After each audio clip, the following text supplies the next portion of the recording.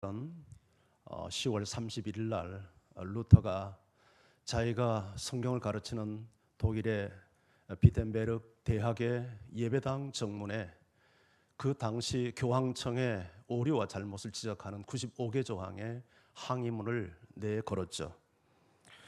사실 그 사건이 그렇게 거대한 종교개혁이라고 하는 큰 회오리를 일으킬 줄 루터 자신도 몰랐습니다. 가슴 속에 불타는 진리의 열정 때문에 성경을 비추어 그 당시 가톨릭 교회가 너무 잘못 나가니까 이것은 아니요 하고 소리를 지르는 것에 불과한데, 루터가 이 반박문을 교회 예배당에 내건 지 2주 만에 전 독일 사람들이 그것을 알게 되었고 4주 만에 전 유럽이 그것을 알 정도였습니다. 이것을 보면 그 당시 얼마나 많은 사람들이 이 교회가 달라져야 되는 개혁의 열정을 가지고 있었는가 하는 것을 짐작해 볼 수 있죠. 오늘날처럼 SNS, 소위 네트워크가 잘 되어 있는 시대라면 이해가 될 수 있지만, 그 당시는 전혀 핸드폰도 없는 시절이요, 전화기도 없는 시절에 그렇게 짧은 시간 안에 그렇게 많은 사람들이 입소문을 통해서 루터의 이 항의문이 독일 사회와 유럽 사회에 전해졌다는 것은 참 하나님이 하신 일이기도 하지만, 그만큼 사람들은 교회에 대한 개혁의 열망을 갖고 있었다, 그렇게 볼 수 있을 것입니다. 이 종교개혁의 배경에 대해서 잠깐 한번 생각해 보겠는데, 우리 기독교는 예수님이 오심으로 시작되지 않습니까? 예수님이 오셔서 가신 이후에 성령이 오셨죠.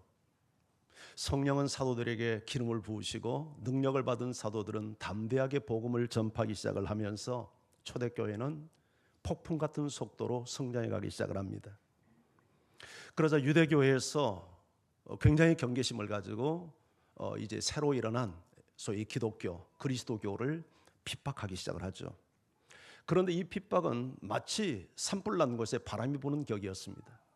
예루살렘에 시작된 이 복음의 뜨거운 불씨가 온 유다와 사마리아와 땅끝까지 번져나가는 오히려 확산의 효과를 핍박이 가져오게 됐죠. 급기야 이 복음은 그 당시 세계 수도였던 로마까지 번져나가게 됩니다. 얼마나 그 힘이 강했던지 로마 정권이, 세계를 지배하는 로마의 정권이 이 팔레스타인에 일어났던 그 예수교회에 대한 이 두려움을 갖기 시작을 합니다. 그래서 황제들이 나서서 무려 250년 동안 끔찍하고 가혹한 방법으로 기독교를 핍박하기 시작을 합니다. 그 사람들이 취했던 이 박해의 방법을 보면 원형 경기장 안에 그리스도인들을 잡아가두고 사자를 풀어서 사자의 밥이 되기도 하고, 또 화형을 시키기도 하고 십자가형을 처하기도 하고, 끓는 물에 사람을 집어 던져서 죽이기도 하고, 사지를 찢어서 죽이는 아주 끔찍한 방법으로 예수 믿는 그리스도인들을 죽이고 박해했습니다. 여러분, 그렇게 정말 끔찍한 방법으로 기독교를 핍박하면 예수 믿는 사람의 숫자가 줄어들어야 정상 아닙니까? 그런데 과연 그랬나요? 그렇지 않았습니다. 그렇게 무서운 방법으로, 끔찍하고 소름 돋는 방법으로 사람을 예수 믿는다는 한 가지 이유 때문에 죽이고 죽이는데도 기독교는 번성해 갔습니다. 이것이 복음의 능력인 줄 믿고 이것이 생명의 역사인 줄 믿습니다. 결국 로마는 AD 313년 기독교를 공인할 수밖에 없었고 380년에는 로마가 기독교를 국교로 받아들이게 됩니다. 여기는 콘스탄틴 대제였던 기어도 컸죠. 그분의 어머니 셀레나가 예수님을 만나고 아들의 영향을 받고 콘스탄틴 대제가 기독교를 자신의 신앙으로 받아들이면서 일어난 변화이기도 합니다. 최고의 권력자가 예수를 믿게 되니까 소위 기득권층의 수많은 사람들이 교회 안에 몰려오게 되고, 기독교가 이제 핍박의 시대가 끝나고 공인과 국교가 되기 시작하니까 너도 나를 할 것 없이 많은 사람들이 교회로 몰려들기 시작을 했죠. 그래서 교회는 대형화되기 시작을 합니다. 그동안에 가정에서 지하에서 숨어있던 그리스도인들이 세상 밖으로 나오고, 그리고 너나 할 것 없이 많은 사람들이 이제 기독교를 믿는 시대가 되니까 교회가 대형화하고, 그리고 교회는 예배당을 건축하기 시작합니다. 그래서 예배당 건축이 AD 4세기경에 건축의 문화가 시작이 되죠. 한마디로 이렇게 우리 기독교는 유럽을 지배하는, 정신을 세계를 지배하는 중심 종교가 되었습니다. 그런데 숫자의 증거가 반드시 그렇게 유익한 것만은 아닙니다. 사실은 핍박 속에서 예수를 믿는 사람들은 거의 100% 알곡 신자들입니다. 그런데 신앙의 자유가 주어지고, 그리고 신앙이 오히려 그들의 삶 속에 어떤 이익을 얻을 수 있는 수단이 되니까 어떤 사람들이 나타나냐면 쭉정이 신자가 나타나기 시작을 한 거죠. 너무 많은 사람들이 교회로 몰려드니까 그들을 케어하기 위한 성직자의 수가 절대 부족했습니다. 그래서 자격 없는 성직자들이 막 세워지죠. 그래서 성경 매매가 일어나고, 심지어 성경을 읽을 줄도 모르는 사람들이 성직자가 되는 이런 기가 막힌 일들이 일어나기 시작을 합니다. 자연히 기독교의 질이 떨어질 수밖에 없었겠죠. 자, 그러다 보니까 가르치는 사람이 말씀을 읽을 수도 없으니까 어떻게 설교가 가능하고 가르침이 가능하겠어요? 말씀 중심의 예배는 의식 중심의 예배로 변화가 올 수밖에 없었던 것입니다. 그리고 신비주의가 성행하고 각종 미신이 기독교 안에 개입되기 시작을 했습니다. 이게 무지에서 오는 현상이죠. 그래서 마리아 숭배가 시작되고 성인 숭배가 시작되고 유물 숭배가 시작이 됩니다. 여러분, 교회 안에서 말씀이 사라지는 것은 독입니다. 위기입니다. 이건 재앙입니다. 예배와 신앙생활이 형식화되면서 다양한 예배 형식이 나오죠. 그러면서 문제가 생깁니다. 네 방법이 옳니, 내 방법이 옳니. 교회가 서로 싸우면서 이제 11세기에 들어와서는 교회가 분열하는 역사가 나타납니다. 소위 동방교회와 서방교회가 달라져요. 동방교회는 동로마 수도였던 콘스탄티노플, 비잔티움이라고도 하고 지금의 현재 이스탄불이 그 당시 동로마 수도였는데, 여기를 중심으로 해서 동유럽과 중동 지역의 교회까지를 동방교회, 이걸 나중에는 히랍정교회, 지금도 히랍정교회가 미미하지만 남아있죠. 그리고 로마를 중심으로 해서 소위 서방교회, 서유럽을 중심으로 한 주로 유럽의 교회들이 서방교회가 됩니다. 오늘날 가톨릭 교회의 전신이죠. 자, 이렇게 해서 교회가 분열되는 역사가 나타납니다.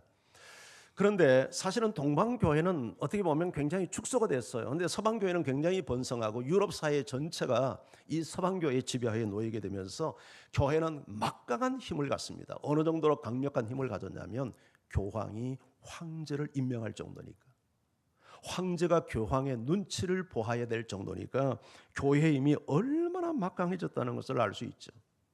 그런데 절대 권력은 절대 부패입니다. 교회가 세상에 강력한 힘을 가지고 그런 권력을 휘두르기 시작하니까 교회는 병들기 시작을 하는 것이죠. 한마디로 영적 생명력을 잃어버린 것입니다. 바로 이런 상황에서 종교 개혁이 일어나게 된 것이죠. 자, 종교 개혁이 일어났던 또 하나의 환경은 교회 밖에서 일어났습니다. 교회 안에 타락이 종교 개혁의 원인이 됐다면, 교회 밖에서는 어떤 운동이 일어나냐면 중세기 14세기에서 16세기 유명한 르네상스라고 하는 운동이 일어납니다. 이 르네상스 운동은 14세기에서 16세기 유럽 사회에서 일어난 소위 문화 운동이에요. 예술 운동, 문화 운동, 인문주의, 휴머니즘, 이런 사상을 가르쳐서 르네상스라 합니다. 이때 급격하게 학문이 발달이 일어나고 기술 발달이 일어나고 과학의 발달이 일어나죠. 그러면서 세상의 모든 지식계 권위의 탈바꿈이 일어납니다. 이때까지만 해도 사람들은 천동설을 믿었어요. 천동설이 뭔지 아시죠? 예, 지구는 가만히 있고 태양이 지구를 중심으로서 돈다는 게 천동설이죠. 맞습니까? 네. 자, 이게 왜 천동설을 주장하냐면 성경을 근거한 거예요. 성경의 역사를 보면 상당히 지구가 중심으로 되어 있습니다. 우주는 지구를 중심으로 되다 보니까 교회가 천동설을 주장을 했어요. 그런데 과학이 발달하고 우주과학이 발달하고 하면서 코페르니쿠스랄지 갈릴레오 같은 사람이 일어나가지고 뭐를 주장합니까? 지동설을 주장하죠. 지동설은 뭐예요? 지구가 태양을 중심으로 도는 거예요. 전 역발상이지 않습니까? 교회가 난리가 났습니다. 이건 성경의 권위를 부정하는 행위라고 해서 갈릴레오를 교회가 재판을 해서 심판을 하잖아요. 말도 안 되는 짓을 했습니다. 하지만 지동설이 진리라고 하는 것이 얼마 가지 않아서 밝혀지죠. 이로 인해서 과학은 종교의 교리로부터 해방을 받게 되었고, 교회는 자신의 비과학적인 거학관을 수정하지 않으면 안 되게 되었죠. 한마디로 권위 추락입니다. 그 전까지는 지구가 평평하다고 생각을 했습니다. 그래서 스페인이 지구의 끝이라고 생각을 했어요. 그런데 지구 과학이 발달하면서 지구는 평평한 게 아니고 둥글다는 이론이 등장을 합니다. 그리고 선박기술과 항해술의 발달로 실제 배를 타고 바다 끝에 나가면서 그것을 입증해내고 신대륙이 발견되고, 그러면서 지구가 평평하다는 이론은 이제는 죽은 이론이 되어버렸죠. 한마디로 지구에 대한 대폭적 지식 수정을 할 수밖에 없는 환경이 됐습니다. 거기에 인쇄술이 발달을 합니다. 그로 인해서 책 보급이 가능해졌죠. 다량의 책이, 그러니까 지식이 증가할 수밖에 없죠. 소위 정보와 유통의 세상이 이루어지면서 기존의 지식과 권위와 질서에 큰 변화가 요구되게 되었습니다.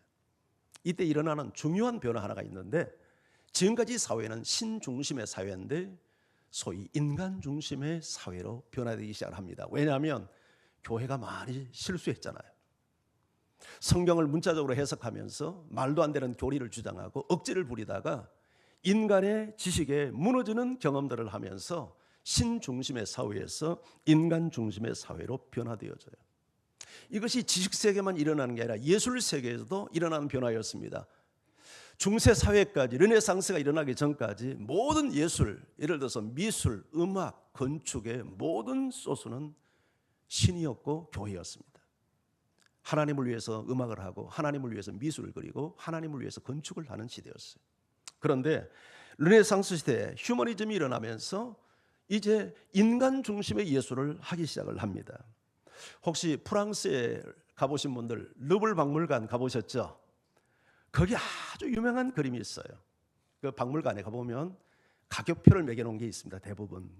그런데 프라이슬리스, 가격을 매길 수 없다는 명찰 표시가 붙어있는 그림이 딱 하나 있어요. 그게 무슨 그림인 줄 아세요? 레오나르도 다빈치가 그린 그 유명한 모나리자, 여인의 모습이죠. 이것은 얼마나 그림이 가치가 있는 거 아니? 이건 돈으로 계산할 수 없는 그림이다. 그래서 값을 매길 수 없다. 프라이스리스라는 명찰 표딱지를 거기에 붙여놨어요. 여러분, 이 그림이 왜 그렇게 가치가 있는 그림인가? 물론 그 그림의 예술성 때문에 오는 가치일 수도 있어요. 그러나 거기는 또 하나의 비밀이 숨겨져 있습니다.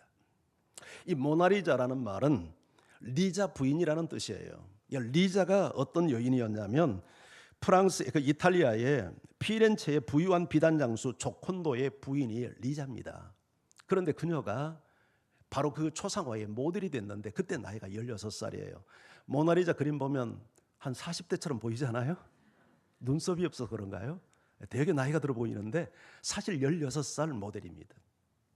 그 그림을 레오나르도 다빈치가 그리는데 얼마 동안 그렸냐면 1503년에서 1506년까지 4년 동안 초상화 하나를 그렸어요.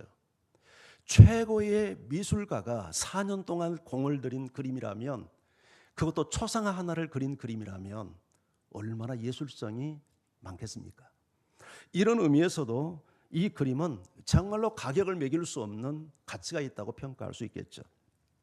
그런데 이 그림이 정말 유명하게 된 것은 그 이유 때문이 아니라, 그것은 하나의 정신세계 때문에 그런데, 지금까지 모든 예술이 누구 중심? 신 중심. 그래서 뭐 천지창조랄지 전부 다 하나님에 대한 그림을 그리다가 처음으로 인간을 대상으로 해서 그린 그림이에요. 이게 모나리자입니다. 그러니까 이게 시대의 변화를 알리는 큰 변곡점을 그리는 그림이었던 거죠. 하나님을 위한 그림을 그리다가 인간을 대상으로 그린 첫 그림, 이 모나리자. 이런 의미에서 인간 세계 속에는 이 모나리자의 그림을 가치를 굉장히 귀하게 보는 것이죠. 자, 세상이 이렇게 변하면서 종교 개혁이 일어납니다. 그러니까 한마디로 이 종교개혁이 일어났던 시대는 기존 질서와 문화에 수동하는 시대가 아니라 새로운 변화와 개혁을 요구하는 시대였던 거죠. 바로 이런 시대적 상황에서 루터는 종교개혁에도 변화가 일어나야 된다 하는 생각을 자연스럽게 갖게 되었을 것입니다. 물론 이런 변화의 개혁을 생각하는 사람이 루터 한 사람만은 아니었습니다. 사실은 루터 이전에도 이런 개혁적인 생각을 한 분들이 많이 있었습니다. 제가 다음번 기회에는 종교개혁 이전의 종교개혁가들에 대한 이야기를 좀 하려고 합니다. 뭐 후스랄지 많은 사람들이 있는데 몇 사람 좀 소개를 하려고 해요. 이제 그들이 쌓아놓았던 업적 하나하나가 쌓여서 사실은 루터가 종교 개혁을 할 수 있는 힘을 가질 수 있었던 거죠. 그러나 루터가 교황의 절대 권력을 향하여 아니요 이렇게 확신과 용기를 가지고 말할 수 있었던 것은 시대의 변화와 함께 그 자신 속에서 도저히 부정할 수 없는 진리에 대한 확신 때문이었습니다. 그 확신이 어디서 나왔을까요? 성경에서 나왔습니다. 그는 성경을 가르치는 학자입니다. 교수예요. 그가 성경을 가르치는 학자로서 성경을 읽게 되고 연구하게 되고, 루터는 놀랍게도 원전을 읽을 수 있는 실력이 있었습니다. 히브리어와 헬라어를 읽고 라틴어 성경을 읽는 그런 실력자였어요. 그러다 보니까 성경을 연구하는 학자 입장에서, 가르치는 교수 입장에서 성경을 가지고 가톨릭 교회를 보니까 이게 병이 들어도 보통 병들고 교회가 너무 이탈을 해도 성경에서 너무 빗나간 것을 보고 여기에 대해서 항거하는 마음을 갖지 않을 수가 없었던 거죠.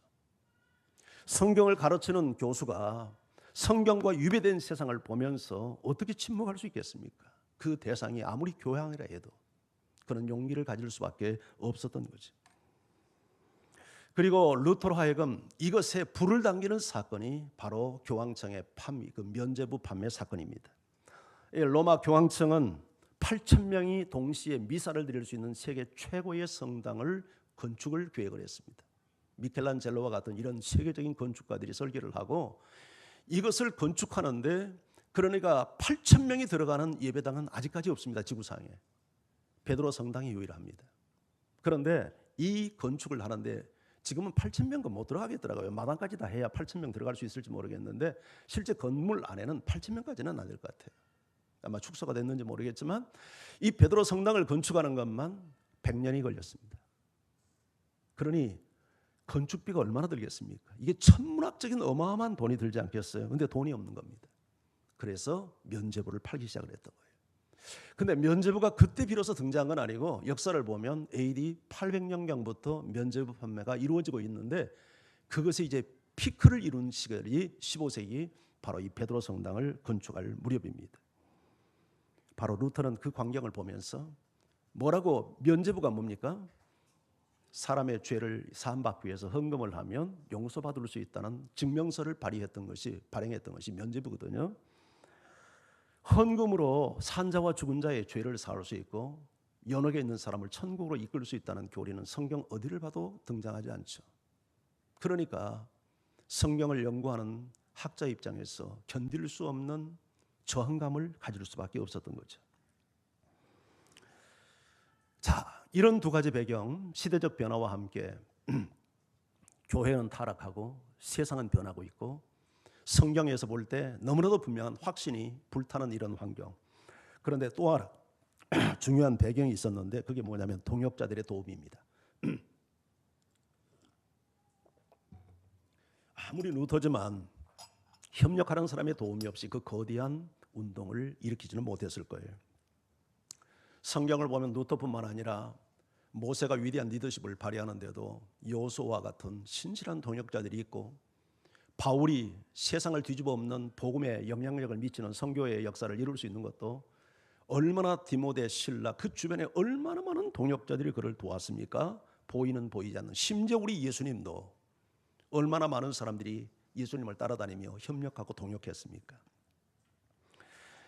루터가 이런 종교 개혁을 할 수 있는데도 사실은 종교 개혁을 하는데 그 당시 교황이 황제를 지배하는 시대니까 얼마나 절대 권력입니까?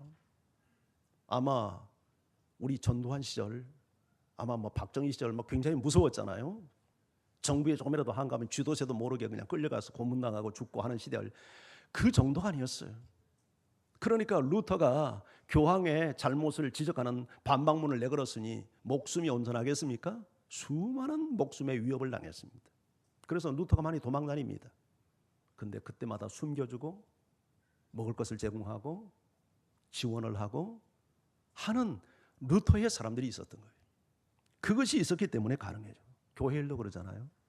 교회가 잘 되면 누구 이름이 제일 많이 빛납니까?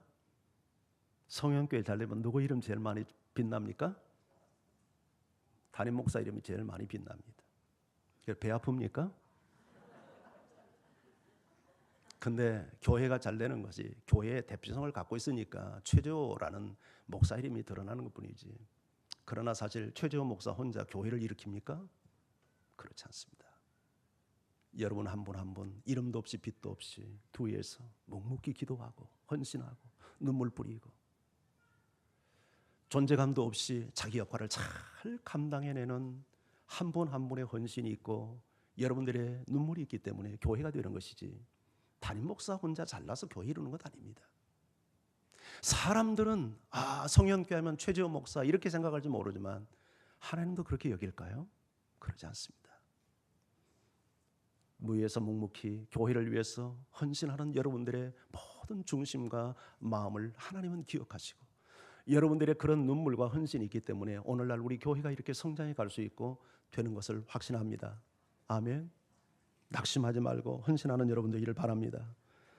루터가 정말 돕기 위해서, 루터를 돕기 위해서 돕는 사람들도 목숨의 위협을 많이 느꼈어요. 그럼에도 두려워하지 않고 루터를 도왔습니다. 물질의 헌신을 해야 했습니다. 자, 루터가 종교개혁의 배경이고, 이제 두 번째 생각할 것은 루터에게 있어서 종교개혁을 하는데 세 가지 모토가 있었습니다. 그게 뭐냐면 첫째는 오직 은혜였습니다. 오직 은혜. 자, 중세 가톨릭은 인간의 공로와 선행이 그리고 헌금이 구원의 길이 될 수 있다고 가르쳤어요. 그런데 루터는 그것이 거짓이라는 것을 알았습니다. 그래서 오직 은혜를 주장합니다. 근거는 성경이었습니다. 우리가 잘 아는 대로 다양한 성경 구절을 들 수 있겠지만 에베소 2장 8절 9절 같이 한번 읽어볼까요? 시작. 너희가 그 은혜를 인하여 믿음으로 말미암아 구원을 얻었나니 이것이 너희에게서 난 것이 아니요 하나님의 선물이라. 행위에서 난 것이 아니니 이는 누구든지 자랑치 못하게 함이라. 구원은 전적인 하나님의 은혜다. 은혜가 뭡니까?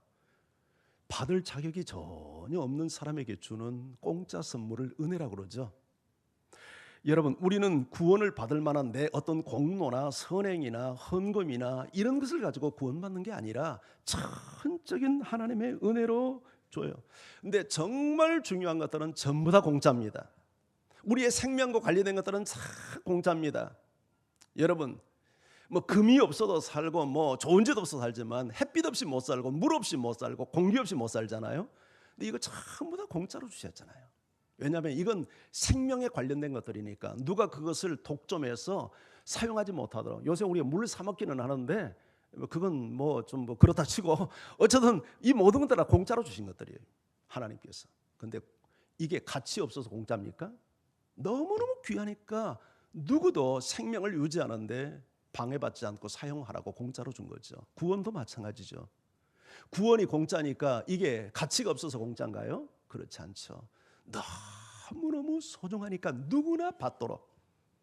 잘난 사람, 똑똑한 사람, 배운 사람 이런 사람만이 아니라 누구나 받도록 하기 위해서 구원을 공짜로, 은혜로 우리에게 허락하신 줄 믿습니다. 자, 두 번째 루터가 강조했던 것은 오직 믿음입니다. 자, 이 은혜, 하나님의 은혜를 어떤 공로나 선행으로 받는 게 아니라 무엇으로 받아요? 믿음으로 받는 거예요. 죄인이 의롭다함을 받는 것이 무엇으로 받아요? 믿음으로 받아요. 우리가 마귀의 종로로 타는 우리가 하나님의 자녀되는 것이 어떻게 가능해요? 믿음으로 돼요. 그런데 로마 가톨릭은 성인 숭배, 금식기도, 고행 이런 것들도 구원에 하나의 도움을 준다. 구원의 방편이 될 수 있다. 그렇게 가르쳤죠. 루터가 한 번은 그가 이제 이렇게 모범 신부로 뽑혀서 로마 교황청을 방문하게 됐습니다. 그 당시는 로마 교황청을 한번 방문한다는 것은 굉장한 영광이었습니다. 루터는 독일 사람이잖아요. 독일에서 로마까지 간다는 것은 상당한 거리가 걸립니다. 근데 로마에 가게 되었어요. 그 가슴이 막 뜁니다. 설레요. 그 책을 보면 말이죠, 막 그 로마에 갈 날을 기다리면서 막 부풀려 있어요. 어렸을 때 제가 서울 갈 때 수학여행 서울 간다고 막 며칠 동안 잠 못 자고 설레었던 그런 마음이었어요. 루터의 마음이. 루터의 그 교황청에 가면 거기 빌라도의 계단이라는 게 하나 있습니다. 그 빌라도의 계단이라는 것이 어떤 것이냐면 원래 예수님께서 그 빌라도에게 재판받기 위해서 올라갔던 계단인데 그 콘스탄틴 대제의 어머니 셀레나가 그 예루살렘에 가가지고 그 광경을 보면서 너무 은혜를 받은 거예요. 우리 예수님께서 나 같은 죄인 구원하시기 위해서 그 수치와 그 고통을 당하신 그 현장, 내가 그 은혜를 늘 기억하면서 살리라고 하고 그 예루살렘에 있는 빌라도의 계단을 뜯어다가 노마에다가 설치를 했어요. 콘스탄틴 대제의 그 어머니가 말이죠. 그 계단이 28계단이에요. 근데 역사가 흐르면서 무슨 믿음이 생겼냐면 이 계단을 오르며 기도하면 죄를 용서받는단다. 이런 어떻게 엉터리 믿음이 이렇게 해가지고 중세 사람들이 다 거기 올라가서 그 계단을 무릎으로 기어 오르면서 기도를 했어요. 그렇게 하면 죄를 용서받는다는 그런 이상한 믿음을 갖게 된 거예요. 루터도 여러 그 당시 뭐 사람들이 다 그런 믿음을 가졌으니까 루터도 수도사였지만 그런 믿음을 가지고 계단을 하나하나 오르면서 그게 올라갑니다. 근데 그 28계단을 다 올라가면서 자기 죄를 고백하고 내려왔는데도 이상하게 자기 마음속에 뭔가 죄를 용서받았다는, 이렇게 함으로써 죄를 용서받았다는 확신이 생기질 않는 거예요. 아마 그 사람이 그래도 성경을 어느 정도 아는 사람이기 때문에 그런 의구심을 가졌는지도 몰라요. 그러다가 4년 후에 그가 비덴베르크에서 이제 성경을 가르치기 위해서 노마서를 연구하게 됩니다. 그때가 1515년 11월인데 노마서를 강의하기 위해서 말씀을 준비하다가 노마서 1장 17절 그 유명한 구절이죠. 의인은 오직 믿음으로 말미암아 살리라. 이 말씀 앞에 꽂힌 거예요. 성령의 조명이 만 거예요. 맞아, 그렇지. 고행이 아니지, 선행이 아니지. 의인은 오직 믿음으로 사는 거지. 믿음으로 의롭다함을 받고 믿음으로 내가 사는 것이 의인의 삶이지. 거기서 확신을 가지고 교회의 절대 권력과 싸울 수 있는 힘을 거기서 얻게 됩니다. 자, 그런데 여기서 우리가 한 가지 조심해야 될 것이 있다고 생각하는데, 데드 제닝스라고 하는 이 분이 바울을 생각한다라고 하는 책을 썼어요. 근데 거기서 이 부분을 강의하면서 이렇게 설명을 덧붙인 것을 보았습니다. 뭐라고 설명을 했냐면, 바울이 노마서를 쓸 때의 상황과 루터가 종교 개혁을 할 때의 상황이 다르다는 거예요.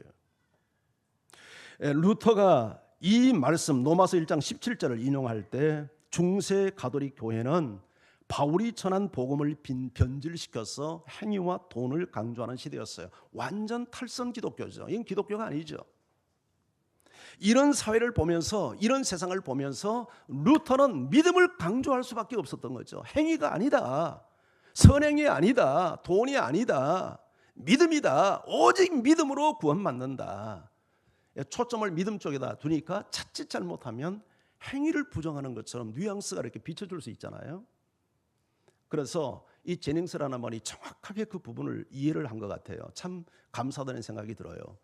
바울이 이 믿음을 이야기했을 때 사실은 바울의 사상 속에는 믿음은 절대 행위를 부정하는 믿음이 아니었다. 바울이 생각하는 믿음은 반드시 행위를 동반하는 믿음이었다. 이 말을 잘 이해를 해볼 수 있기를 바랍니다. 행위로 구원받는 건 아니죠. 믿음은 전적으로 하나님의 은혜를 받아들이는 것이죠. 거기 인간의 어떤 공로나 선행이 개입될 여지가 없는 거죠. 그러나 정말 그 믿음을, 참 믿음을 갖는 사람은 아무것도 하지 않는 영적인 논팽이가 되는 게 아니에요. 영적인 실업자가 되는 게 아니에요. 정말 참 믿음을 소유한 사람은 행동하도록 되어 있다는 거예요. 아멘. 그래서 여러분들이 자칫 믿음으로 구원받는다는 것 때문에 교회 안에서 정말 무능하고 실업자적인 그런 신앙인이 되어서는 안 돼요. 그건 굉장히 위험한 거예요. 정말 하나님의 은혜를 깨닫는 사람은 행동하도록 되어 있어요. 이런 은혜가 여러분과 함께하기를 주의 이름으로 축원합니다. 마지막 세 번째가 오직 성경입니다. 자, 루터가 이처럼 오직 은혜, 오직 믿음을 주장하며 곁길로 돌아간 이 중세 교회를 향해서 저항할 수 있었던 힘은 성경이 주는 진리의 확신이죠. 여러분, 우리 헌법 신조에도 보면 우리의 모든 신앙과 생활의 규범은 성경이다, 그렇게 가르칩니다. 이게 절대 진리죠. 우리의 모든 신앙생활과 우리 생활의 모든 행동 양식과 우리의 신앙의 절대 진리가 어디서 나오냐면 성경에서 나오는 것 아니에요. 네. 근데 성경을 읽다 보니까 그 당시 가톨릭 교회가 너무 어긋나도 어긋난 것을 발견하고 그가 종교 개혁을 할 수 있었죠. 성경에서 우리의 모든 권위가 나오는데 참 다양한 것은 조금 전에도 이야기했다시피 루터는 원전을 읽을 수 있는 실력이 있는 실력자였어요. 그래 참 지식이 필요한 거예요. 그래서 무지하면 안 돼요. 예. 우리가 다 같이 그렇게 할 수는 없겠지만 참 그래서 이게 원전 성경을 읽고 이렇게 연구하다 보니까 그 당시 너무 교회가 성경밖에 벗어난 것을 보고 그야말로 정말 이 성도들에게 이게 어느 정도였냐면 신부들도 성경을 읽지 못하는 신부들이 있을 정도였으니까 뭐 어느 정도였겠습니까? 그리고 성경이 있다 해도 성도들이 성경을 읽을 수 없었어요. 그리고 그 중세 사회만 해도 평신도들이 성경을 가질 수가 없었습니다. 아예. 그건 불법이었어요. 성직자들만 성경을 가질 수 있었고 성경을 갖는다 해도 무용지물이요. 왜냐하면 원전, 히브리어, 헬라어, 라틴어 성경밖에 없고 독일 사람이 라틴어를 어떻게 알아요? 헬라어를 어떻게 알아요? 그걸 전문적으로 공부한 사람 아니면 전문적인 학자가 아니면 알 수 없는 시대잖아요. 여러분 그래서 루터가 독일어 성경을 번역해냅니다. 이게 신앙을 회복하고 신앙의 타락을 막으려면 변질을 막으려면 성경을 번역해야 되구나. 그래서 독일어 성경을 만들어요. 번역을 해요. 여러분 한글로 된 우리 성경을 갖는다는 것 크게 감사하기를 바랍니다. 만약에 우리 성경이 없으면 진리를 어떻게 알고 우리가 어떻게 믿음이 성장할 수 있겠습니까? 정말 한글 성경을 주신 하나님 앞에 감사해야 되고 이 한글 성경이 만들어지기까지 얼마나 많은 선교사들이 와서 헌신하고 노력했는지 몰라요. 로스 선교사가 한국에 와가지고 한국 사람 붙들고 말이죠. 전부 다 한국말을 배우고 토시 비교를 하고 해가지고 만들고 발전하고 해서 오늘날 이렇게 좋은 성경이 만들어지지 않았어요. 우리가 참 감사한 시대에 살고 있는 거죠. 할렐루야. 여러분 우리가 그러기 위해서는 성경을 깊이 더 읽고 묵상하고 연구하고 가르치는 여러분 되기를 바랍니다. 꼭 해야 될 일입니다. 이게 종교개혁 시대에 우리가 배워야 될 교훈이에요. 자, 오늘 본문에 우리가 이제 역대하 12장을 읽었는데 이 본문에 보면 자, 르호보암 치세에 일어난 일을 소개하고 있어요. 르호보암이 누구죠? 솔로몬의 아들이죠. 그러니까 이스라엘의 4대 왕이 될 수 있겠죠. 자, 아버지 아브라함이 솔로몬이 죽고 왕이 됐습니다. 그런데 이 르호보암이 나라를 다스릴 때 이스라엘의 영적 상태를 1절이 소개하고 있어요. 자, 1절을 한번 같이 읽어볼까요? 시작.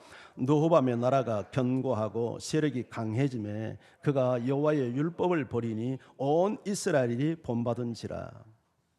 자, 르호보암의 나라 이스라엘이 견고하고 강해졌어요. 그때 무슨 일이 일어나죠? 율법을 버려요. 왕이 율법을 버리니까 온 이스라엘이 본받아요.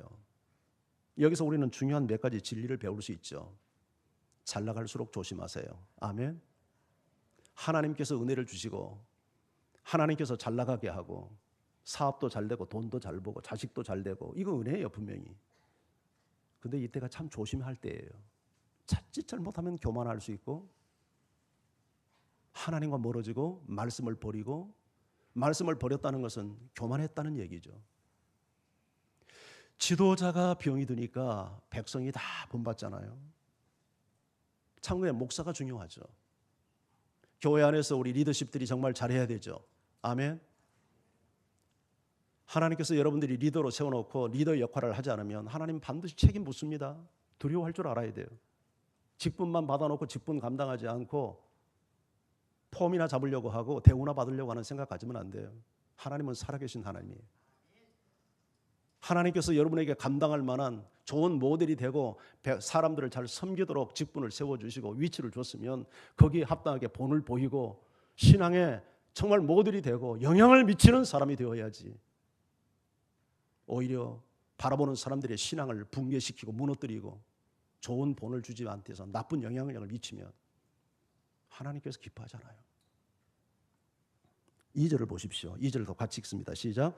그들이 여호와께 범죄하였으므로 르호보암 왕 제5년에 애굽 왕 시삭이 예루살렘을 치러 올라오니.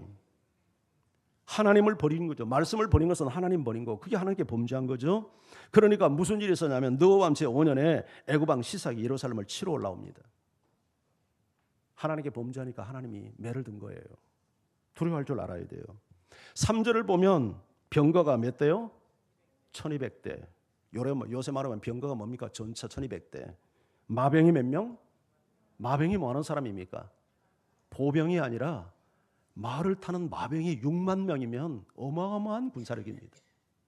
이런 사람들이 와가지고 유다의 견고한 성읍을 초토화시켰죠. 다 빼앗고 어디만 남았어요? 예루살렘만 남았어요. 이때 선지자 스마야가 르호보암과 방백들을 찾아와서 하나님 말씀을 전합니다. 그게 5절이죠. 자, 5절을 같이 읽습니다. 시작. 선지자 스마야가 자, 같이 읽어요. 시작. 그때에 방백이 시삭의 일로 예루살렘에 모였는지라 선지자 스마야가 너봄과 방백들에게 나와 이르되 여호와께서 이같이 말씀하시기를 너희가 나를 버렸으므로 나도 너희를 버려 시삭의 손에 넘겼더라 하시니. 선지자가 와서 너봄과 방백들에게 하나님의 말씀을 전합니다. 너희가 나를 버렸으므로, 말씀 앞에 순종하지 않는 거죠. 말씀을 버린 거예요. 하나님 버린 거죠. 나도 너희를 버려 시삭의 손에 너희를 넘겼다. 위기입니다. 자, 선지자가 와서 왕과 백성 방백들에게 이 말을 전하는 이유는 무엇입니까? 돌이키라는 얘기죠. 회복하라는 얘기죠. 그렇죠? 이 말을 듣고 하나님이 너희를 이렇게 지금 처벌하려고 하니까 회개하라는 얘기 아닙니까? 돌이키라는 얘기예요. 여러분, 개혁은 누구로부터 시작해야 합니까? 개혁은 누구로부터 해야 됩니까? 개혁은 나로부터 해야 됩니다. 이게 하나님 앞에 겸손한 자의 자세예요. 오늘날 우리 사회에 개혁을 요구하는 목소리는 많은데 저는 개혁하지 않고 남만 개혁하라고 외치는 게 문제입니다. 대통령만 개혁하고 고위공직자만 개혁하고, 물론 다 해야죠. 목사는 개혁하고 나는 개혁 안 하고. 그게 아니라 정말 우리가 하나님 앞에 바른 자세를 가졌다면 나 먼저 개혁이죠. 아멘. 위기는 내가 하나님 앞에 돌아갈 수 있는 기회입니다. 위기는 하나님 앞에 돌아갈 수 있는 기회예요. 오늘날 한국 교회가 많이 어려움을 겪고 위기가 있다고 합니다. 그야말로 종교 개혁이 일어나야 될 때고 우리 자신들이 개혁되어져야 되죠. 자, 이런 의미에서 내일 아침부터 시작되는 우리 특세, 이번에 초점을 제가 부흥에 초점을 맞추고 메시지를 준비했습니다. 그리고 이제 우리가 바로 이어서 부흥회가 시작이 되는데 저는 이번 부흥회에 참 하나님께서 우리에게 많은 은혜 주시기를 원합니다. 여러분, 기도로 우리가 부흥회를 잘 준비할 수 있기를 바랍니다. 그래서 내일 새벽부터 우리 모든 리더십은 말할 것도 없고 우리 순장이 새벽기도 빠지면 안 되죠. 그렇죠? 순장이 다른 사람의 영혼을 책임지는 사람이 퍼질러져서 잠자고 있으면 안 되잖아요. 나와서 기도해야지. 직분자들이 나와서 기도해야지. 아멘. 세상에 이렇게 이런 말을 듣고도 퍼질러서 잠을 자면 사람이 아니지. 사람이 아니지. 그렇잖아요? 뭐 그 순장만 그러면 새벽기도 나와서 해야 됩니까? 다 와서 해야지. 다. 하나님께서 우리에게 큰 은혜 주시고 하나님께서 특별히 종교개혁 또 이 시절에 우리에게 또 이렇게 부흥회를 주시고 또 이렇게 영혼 주수에게를 주셨는데 오늘도 보니까 몇 명 오늘 왔습니까? 몇 명? 92? 62명. 지난주보다 많이 왔네요. 네, 갈수록 우리 좋아지네요. 이제 우리 다음 주가 마지막인데 하여튼 다음 주는 하늘이 무너져도 다 하여튼 뭐 한 사람씩 다 데려오는 겁니다. 아멘. 아멘. 이게 하나님이 하시는 일이에요. 근데요, 보면 참 그렇습니다. 이렇게 준비된 영혼들이 있어요. 이렇게 그냥 젓가락도 안 들어가는 사람들을 억지로 씨름하려고 하지 말고 이렇게 탁탁 찔러 보면 반응하는 사람들이 있어요. 그래서 다양한 사람들을 접촉해 보세요. 의외로 쉽게 옵니다. 의외로 쉽게. 어떤 사람들은 말이죠, 오늘도 제가 새신자 와서 4층에 가득 앉아가지고 이야기했는데 기다렸대, 전도해 주기를. 그래서 우리 김정혜 권사님 교회 갑시다 예스 하고 왔다는 거예요. 그렇죠? 또 어느 분은 우리 이기선 지사님은 거기도 찾고 있었어. 그래서 오늘 첫 번 교회 왔는데 등록하고 열심히 신앙생활을 하겠다고. 주변에 보면 그렇게 익은 곡식들이 많이 있어요. 하나님 앞에 우리가 열심히 최선을 다해서 남은 한 주간 동안 열매를 맺을 수 있기를 바랍니다. 이번에 우리 장로님들 좀 실력이 약간 좀 거시기한 것 같아요. 열심히 좀 하시고 우리 방전회 오늘 하셨죠? 할렐루야, 감사해요. 하여튼 우리가 좋은 열매 맺기를 바랍니다. 자, 우리 찬양.